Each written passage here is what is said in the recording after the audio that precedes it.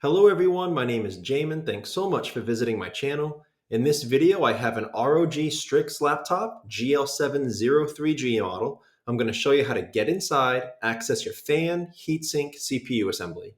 So first thing, power down your computer, make sure it's off and unplugged from your charger. We're then going to flip your computer over to access your bottom case screws.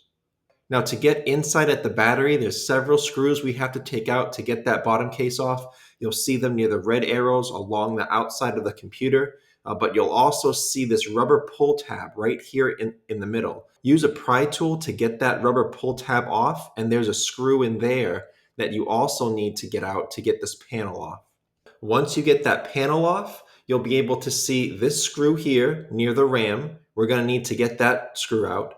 And then we're also going to need to take up our hard drive because this hard drive caddy, these four screws that hold down your hard drive caddy, they're also holding that bottom case on.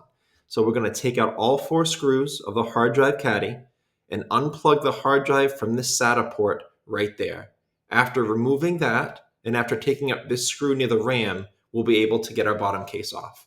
Take a small flat pry tool and start near the rear, near one of the two corners, and carefully but firmly pry that bottom case up from the rest of the computer. Once you get your bottom case off, this is what you're looking at for the inside of your computer. Now, as a general computer repair side note, guys, whenever I'm working on a computer in my shop, it's sitting on an anti-static mat. Either that or an anti-static bracelet are great ideas to avoid damaging anything in your computer when you're working on it. If you would like any help with tools or supplies for your project, as well as any of the replacement or upgrade parts for this specific model computer, the GL703G, there'll be a link above, also below in the description, and that will be a list of all those tools and supplies and replacement or upgrade parts.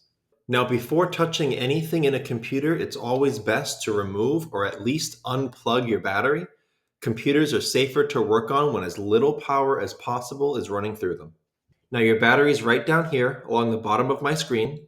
The battery screws down by this single screw right here near the left blue arrow and plugs into the motherboard right here.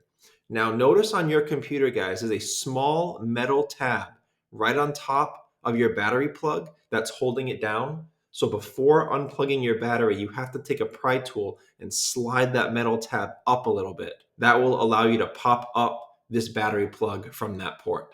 So you have three fans in this computer right here. Your heat sinks go over these vents down to your CPU, GPU area. First thing I did want to point out right here, you'll see this sticker over one of these screws. Guys, these are warranty void stickers. When you go inside computers and you see these in various locations, if you disturb them, then you're voiding part or all of your warranty. Double check your own warranty to see which one it is, but just be aware that these stickers do exist at various places in computers, and be aware what happens if the service center sees that you've messed with that sticker. If you're here to replace a fan, all you would have to do was unscrew it. They're all screwed down to the motherboard and then unplug it from the motherboard. These fan wires are very fragile and they can easily break or come out of those plugs if you pull on them too hard or incorrectly. So when removing these fans, please be careful to not damage those.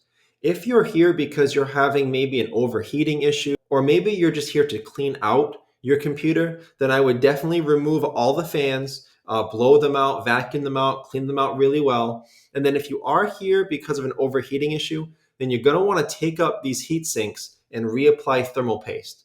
Now, I will have a video tutorial link above, also below in the description, and it will be a tutorial on how to address an overheating laptop. It'll show you how to take apart these fans and clean them very well, but it will also show you how to clean off all the old thermal paste from your heatsink and your CPU or your GPU, because you don't want to put new paste on top of old paste. But it will also show you how to put the right amount of thermal paste back down afterwards. If you don't put enough thermal paste, then obviously it won't work.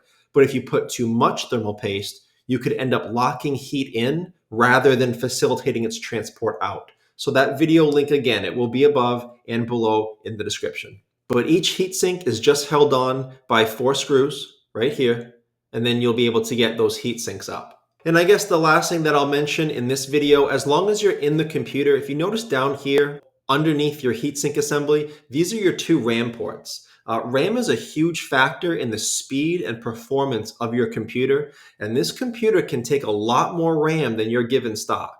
So if you want information on how to upgrade that RAM, check out the video that pops up when this one's done, and I'll help you out with that. Thanks so much for watching, guys. I hope this was helpful. I look forward to seeing you on my next video.